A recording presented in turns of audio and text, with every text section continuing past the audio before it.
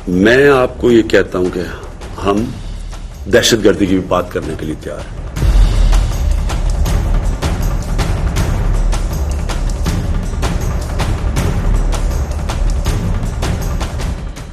मैं आतंकी संगठनों को और उनके सरपरस्तों को कहना चाहता हूं कि वे बहुत बड़ी गलती कर चुके हैं।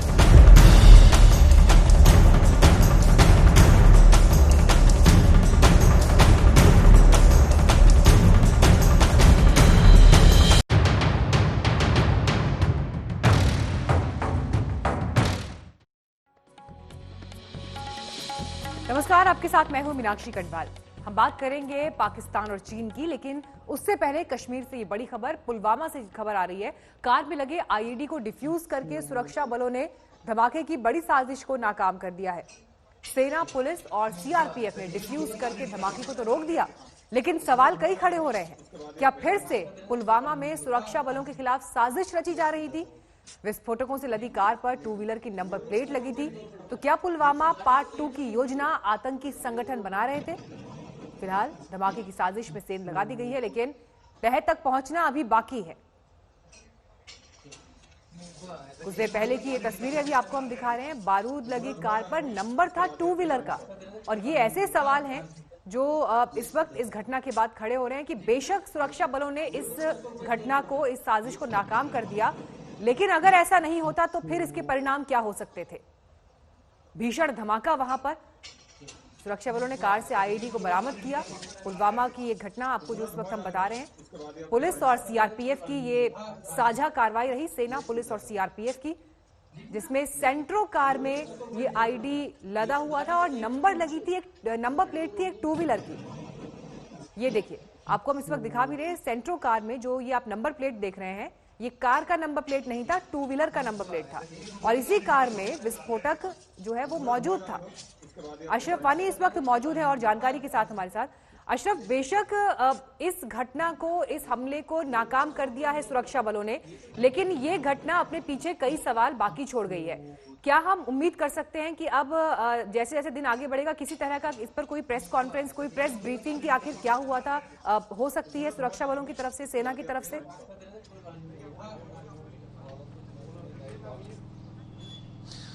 मीनाक्षी, दरअसल डायरेक्टर जनरल जो जम्मू कश्मीर पुलिस के हैं, दिलबाग सिंह, उन्होंने आज तक पे ही पूरी तरह से जानकारी दी कि ये मामला क्या था। दरअसल 5 दिन से सुरक्षा बलों के पास, पिछले 2-3 दिन से पुलिस के पास ये खुफिया जानकारियां मिल रही थी कि जो आतंकी संगठन है वो एक बड़ी आतंकी साजिश को अंजाम देने की साजिश रच रहे हैं। और उसके बाद फिर ये जानकारी भी पुलिस को मिली कि एक पुलवामा में जिस अंदाज से सीआरपीएफ के काफिले को हमला 2018 में 2019 में जो सबसे बड़ा आतंकी हमला हुआ था जम्मू कश्मीर में, जब सीआरपीएफ के काफिले को निशाना बनाया गया था, उसी तरह की साजिश रची जा रही है। तो 3 दिन से लगातार जितना भी खुफिया तंत्र है जम्मू कश्मीर पुलिस और सुरक्षा एजेंसियों का, उन्होंने पूरी तरह से जाल बिछाया था, पूरी गतिविधियों पर नजर रखी जा रही थी। तो कल रात को एक सेंट्रो कार, जो जानकारी थी पुलिस के पास कि इस तरह से कार में रखा जाएगा इस तरह का बारूद, तो उसको ट्रैक किया गया। इस कार को रोकने की कोशिश भी की गई, लेकिन ये कार रुकी नहीं। यहां तक कि कुछ गोलियां भी चलाई गई कार पर, लेकिन जो इसका चालक था, जो उसका ड्राइवर था, इसने इस कार को आगे बढ़ाते हुए आयनगुने गांव है पुलवामा में, वहां तक पहुंचा दिया। जब सुरक्षा बल उसका पीछा करते रहे तो ड्राइवर जो कार का था, उसने कार वहीं पर छोड़ दी और वहां से भाग गया। तो जाहिर है उसके बाद जो ब्लास्ट की नवीयत हमने आज सुबह देखी कि कितना बड़ा ये ब्लास्ट था, कई सारे घरों को नुकसान पहुंचा, कार के तीछड़े उड़ गए। उस बीच अशरफ हमें इस पूरे मामले पर जानकारी दे रहे थे। शुक्रिया अशरफ आपका इस जानकारी के लिए। लेकिन जो ये साजिश थी, इसको लेकर जिस तरह की पिछले 3 दिनों से खुफिया तंत्र ने भी जानकारियां जुटाई और उसके बाद इस हमले को नाकाम करने में हमारे सुरक्षा बल कामयाब रहे। लेकिन एक समस्या जो भारत के सामने है वो चीन के साथ सीमा विवाद की भी है और पाकिस्तान ने भी अब इसमें बयानों के जरिए घुसपैठ की है। चीन की आड़ में इमरान खान ने भारत को गीदड़ भभकी देकर रौब झाड़ने की कोशिश की है।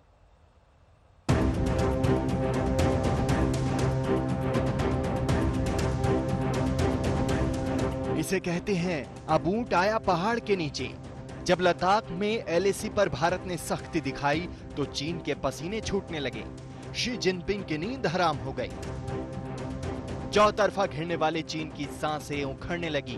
हांगकांग, ताइवान, अमेरिका और भारत के चक्रव्यूह में ऐसा जकड़ा ड्रैगन कि वो फड़फड़ाने लगा।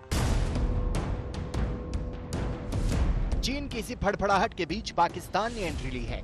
मौके का फायदा उठाते हुए नियाजी कूद पड़े हैं। कंगाली के कगार पर खड़े पाकिस्तान ने चीन के जरिए एक बार फिर चालें चल दी हैं। भारत के पड़ोसी देशों के साथ रिश्ते पर पाकिस्तान के प्रधानमंत्री ने विवादित बयान दिया है। ट्विटर के जरिए आग उगली है। हिंदू कट्टरपंथी मोदी सरकार अपनी विस्तारवादी नीतियों को नाजी जर्मनी की तरह लागू कर रही है। ये भारत के पड़ोसी देशों के लिए खतरा बनती जा रही है। बांग्लादेश को सिटीजनशिप एक्ट, चीन और नेपाल के साथ सीमा विवाद और पाकिस्तान के खिलाफ फर्जी कार्रवाई इसका उदाहरण है।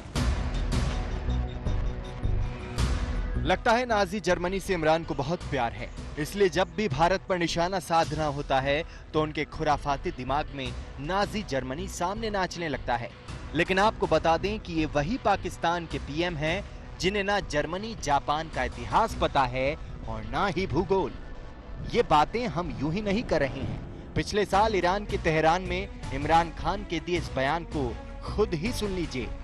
Germany and Japan killed millions of their civilians until after the Second World War they decided that they would have on the border region of Germany and Japan, they had joint industries. So now there's no question of them ever having bad relations because their economic interests are tied together. Imran के इस बड़बोलेपन पर पूरी दुनिया में पाकिस्तान की फजीहत हुई, लेकिन ये अपनी हरकतों से बाज नहीं आने वाले। कोरोना के संक्रमण काल में अपने ही मुल्क में किरकिरी करा चुके इमरान ने पड़ोसी मुल्कों के साथ भारत के रिश्ते का राग छेड़कर मामलों को डाइवर्ट करने की कोशिश की है। पिछलग्गू पाकिस्तान चीन की आड़ में अपनी नापाक साजिश को अंजाम देने की फिराक में है।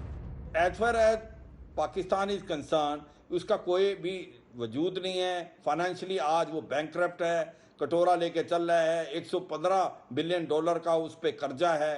तो जो भी बात ये बोलता है इंटरनेशनल कम्युनिटी उसके ऊपर कोई ध्यान नहीं देती और वो एक प्रकार से डिप्लोमेटिकली और पॉलिटिकली अकेला पड़ गया है।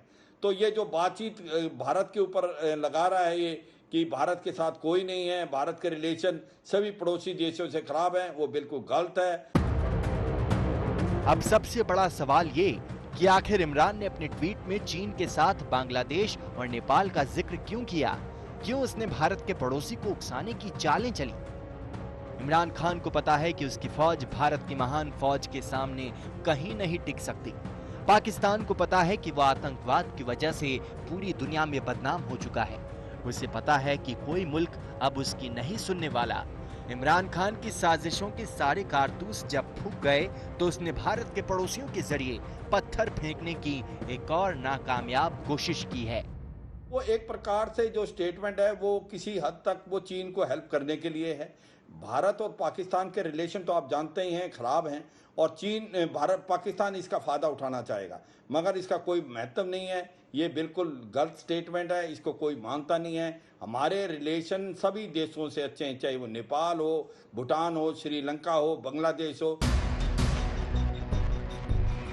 चीन, बांग्लादेश और नेपाल को उकसाने से पहले इमरान अपना होमवर्क कर लेते तो बेहतर होता। अपने इतिहास को खंगाल लेते तो ठीक होता।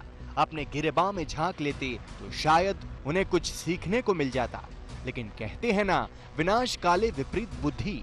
सो पाकिस्तान के सिर पर विनाश की तलवार लटक रही है। जिस चीन के पीछे छुपकर पाकिस्तान भारत को नुकसान पहुंचाने का ख्वाब पाल रखा है, उसी चीन ने सीपैक के जरिए उनके मुल्क को गुलाम की तरह बना दिया है। हाल ही में एक रिपोर्ट में इस बात का खुलासा भी हुआ कि चीन के उद्योगपतियों ने पाकिस्तान को सीपैक के बहाने 630 मिलियन अमेरिकी डॉलर की चपत लगा दी। जिस नेपाल के रास्ते पाकिस्तान भारत में दहशतगर्दी की फौज भेजता है, उसे भड़काकर इमरान ने सीमा पर शांति को भंग करने की अपनी पुरानी रणनीति दोहराई है।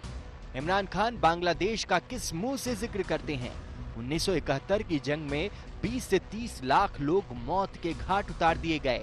उनकी बर्बर सेना ने सामूहिक कब्रों की लाइनें लगा दी। दुनिया की सबसे बदनाम फौज यानी पाकिस्तानी फौज ने 2 लाख महिलाओं के साथ रेप किया। जुल्म सितम की सारी इंतहा पार करने के बाद भी पूर्वी पाकिस्तान बच नहीं सका और बांग्लादेश बन गया। इमरान और पाकिस्तान की हरकतों से पड़ोसी भी वाकिफ है। उनकी हर चाल का अंदाजा भारत के पड़ोसियों को भी है। पड़ोसियों के जरिए इमरान ने कश्मीर का भी राग छेड़ा, लेकिन उसके सामने छटपटाने के सिवाय कोई दूसरा चारा नहीं। इसलिए इमरान खान को कान खोलकर सुन लेना चाहिए कि वो जितनी शातिर चालें चल लें, उनके बदनीयत इरादे पूरे होने वाले नहीं। आज तक भी आज चीन की पीठ थपथपा रहा है पाकिस्तान, क्योंकि भारत के खिलाफ ड्रैगन ने मोर्चा खोल दिया है। ये वही पाकिस्तान है जो लगातार भारत के खिलाफ आतंकी हमलों की साजिश रचता रहा है। हिंदुस्तान ने उसे बार बार उसकी हैसियत दिखाई है।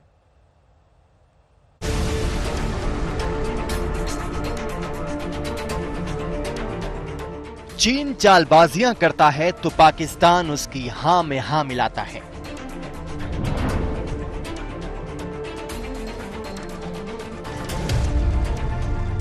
चीन बेवजह विवाद करता है तो पाकिस्तान को मजा आता है।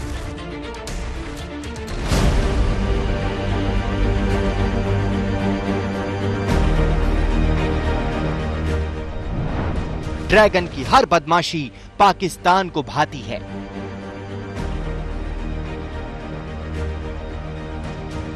पाकिस्तान ऐसा पड़ोसी मुल्क है जो सोते जागते दौड़ते भागते हर वक्त ख्वाब ख्वाब और सिर्फ ख्वाब ही देखता है।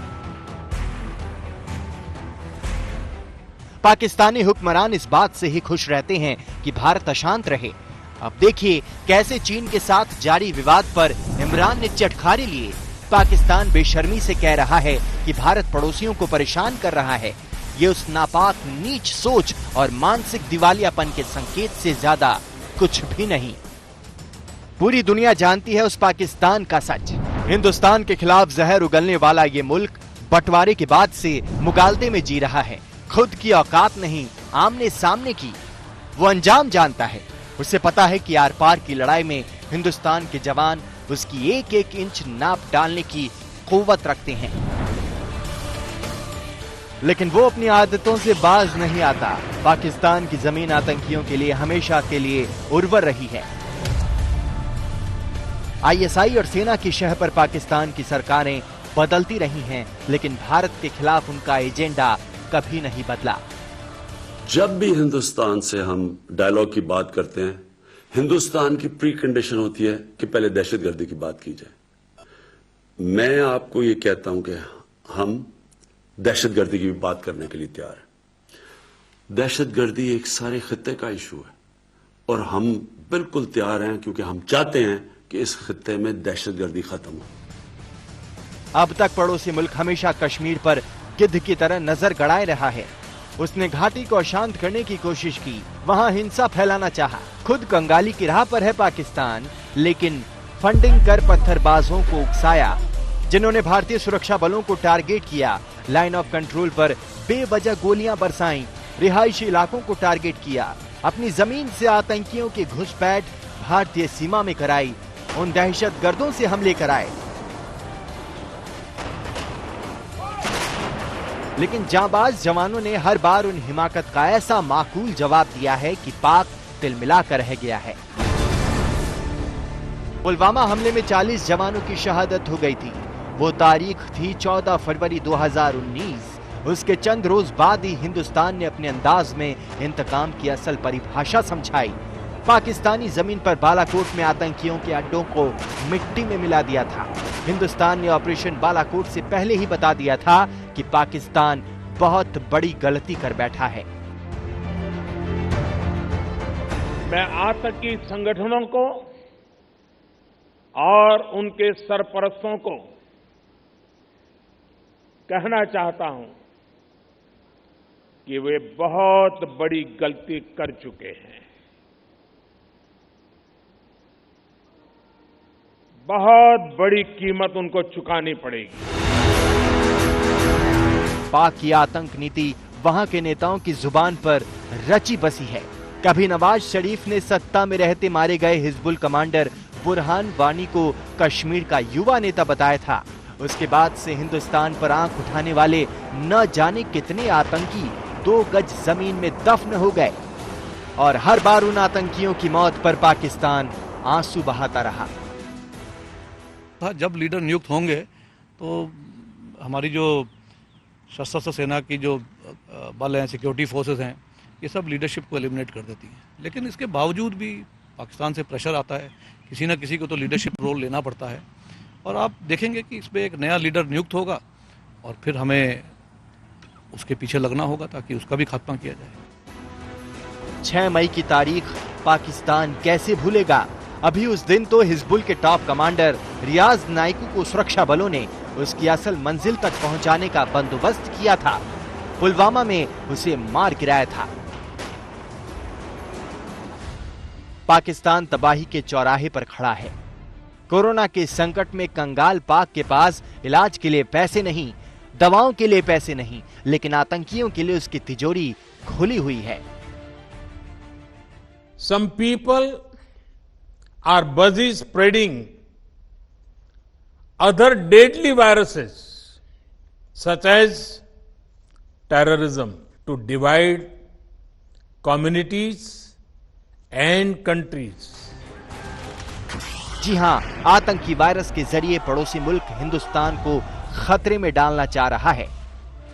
तभी तो वो हिजबुल मुजाहिदीन सरगना सैयद सलाहुद्दीन, जैश ए मोहम्मद का मुखिया मसूद अजहर, जमात उद दावा चीफ हाफिज सईद, जकीउर रहमान लखवी और अंडरवर्ल्ड डॉन दाऊद इब्राहिम को अपने घर में पाल पोस रहा है और उन्हें दाना पानी दे रहा है। आखिर कितनी भद पिटाएगा पाकिस्तान? उसके पापों का बही खाता खुलेगा तो पन्ने कम पड़ जाएंगे। बेहतर है वो हिंदुस्तान के मामलों में टांग अड़ाने की आदत छोड़ दे। आज तक गिरो। चीन आज चारों तरफ से घिर गया है और उसको घेरा है हिंदुस्तान ने। हिंदुस्तान के प्रधानमंत्री प्रधानमंत्री मोदी ने एक ऐसा चक्रव्यूह बनाया है जिसमें से निकलना चीन के लिए मुश्किल ही नहीं, नामुमकिन है।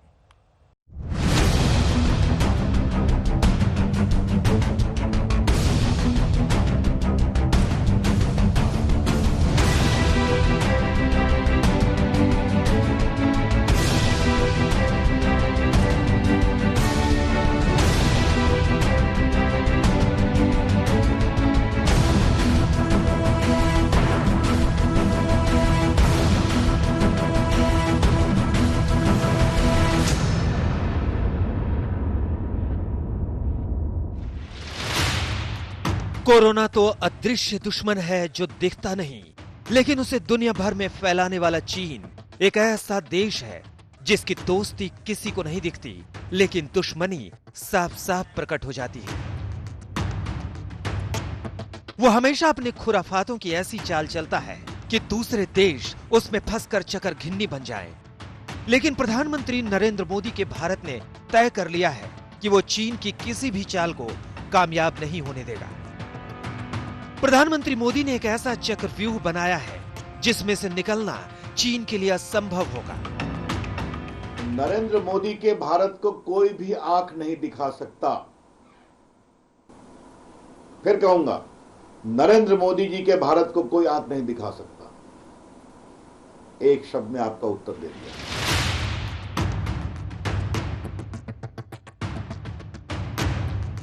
उस चक्रव्यूह का सबसे बाहरी व्यू है सामरिक, उसके अंदर का व्यू है कूटनीतिक, उसके अंदर का व्यू है आर्थिक। तो एक एक कर आप भी जान लीजिए कि कैसे चीन की विस्तारवादी सोच को लगाम कसने के लिए प्रधानमंत्री मोदी ने बना रखा है एक जबरदस्त रणनीतिक चक्रव्यूह। इसकी शुरुआत होती है रक्षा मामलों से। पूर्वी लद्दाख के 3 केंद्रों पर चीन ने घुसपैठ कर ली, अपने सैनिक टुकड़ी के साथ डट गया। उसने सोचा होगा कि भारत कोई पलटवार नहीं करेगा, लेकिन हिंदुस्तान की सेना जा डटी। लेकिन प्रधानमंत्री नरेंद्र मोदी ने रक्षा मंत्री राजनाथ सिंह, राष्ट्रीय सुरक्षा सलाहकार अजीत डोभाल और chief of defence staff general Bipin Rawat के साथ बैठक करके तय कर लिया कि चीन जिस भाषा में बात समझता हो उसे उसी भाषा में समझा दिया जाए। ऐसे वातावरण के अंदर संयम की, धैर्य की और सूझबूझ की जरूरत है, और ये तीनों चीज हमारे प्रधानमंत्री जी के अंदर हैं, ये तीनों चीज इस सरकार के अंदर हैं, और हमारी सरकार अपनी सेनाओं के साथ बहुत अच्छे तरीके से इस सिचुएशन के साथ डील करेगी। कोरोना महामारी के दौरान जहां भारतीय सेनाएं इस महामारी से निपटने की तैयारियों में जुटी हुई थी, वहीं चीनी सेना लद्दाख में लाइन ऑफ कंट्रोल की दूसरी तरफ एक बड़े सैन्य अभ्यास में जुटी हुई थी और उसी सैन्य अभ्यास से सैनिकों को चीन ने भारत के खिलाफ तैनात किया है। साफ है कि चीन की कथनी और करनी पर भरोसा नहीं किया जा सकता, लेकिन अब मौजूदा हालात में भारतीय सेनाओं ने साफ कर दिया है कि चीन को उसकी हिमाकत का मुंहतोड़ जवाब दिया जाएगा।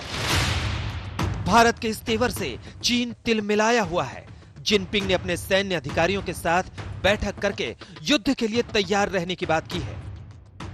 सबसे खराब स्थिति की कल्पना करें, उसके बारे में सोचें और युद्ध के लिए अपनी तैयारियों और प्रशिक्षण को बढ़ाएं।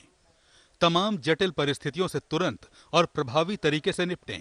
साथ ही पूरी दृढ़ता के साथ राष्ट्रीय संप्रभुता, सुरक्षा और विकास संबंधी हितों की रक्षा करें। चीन के राष्ट्रपति ने किसी देश का नाम नहीं लिया कि वो किससे युद्ध के लिए तैयारी कर रहे हैं। वैसे चीन का सबसे बड़ा कूटनीतिक युद्ध तो अमेरिका से चल रहा है, जो कोरोना पर शुरू हो चुका है। लेकिन जब चीन की हरकतों पर भारत ने अपने तेवर कड़े किए, तो अमेरिका को भी लग गया कि हालात बदल रहे हैं। ट्रंप ने ट्वीट किया, हमने भारत और चीन दोनों को सूचित किया है कि उनके तीखे सीमा विवाद पर अमेरिका मध्यस्थता करने को तैयार है। शुक्रिया। दरअसल कोरोना के संक्रमण के दौरान जहां भारत ने अपना पूरा ध्यान इस महामारी से निपटने में लगाया, वहीं चीन ने LAC पर भारतीय सीमा में करीब 5000 सैनिकों की तैनाती बहुत तेजी से कर दी। लेकिन भारत ने जल्द ही अपनी फौज की तैनाती कर दी। अब भारत की नाराजगी और अमेरिका के गुस्से के बीच चीन अलग थलग पड़ने लगा है। दुनिया के तमाम देश उससे किनारा कर रहे हैं। बावजूद इसके चीन अंतर्राष्ट्रीय मदद के नाम पर अपने रक्षा बजट में वृद्धि कर रहा है। 习主席深刻指出，统筹发展和安全，增强忧患意识，做到居安思危，是我们党治国理政的一个重大原则。也就是说，我们在考量国防预算时，手中有2本账，既要算经济账，更要算安全账。 चीन अपनी ताकत दिखाने में मशगूल है, लेकिन अमेरिका के बहाने ही प्रधानमंत्री मोदी के चक्रव्यूह के दूसरे व्यू पर आते हैं, जिसमें चीन को कूटनीतिक रूप से घेरना है।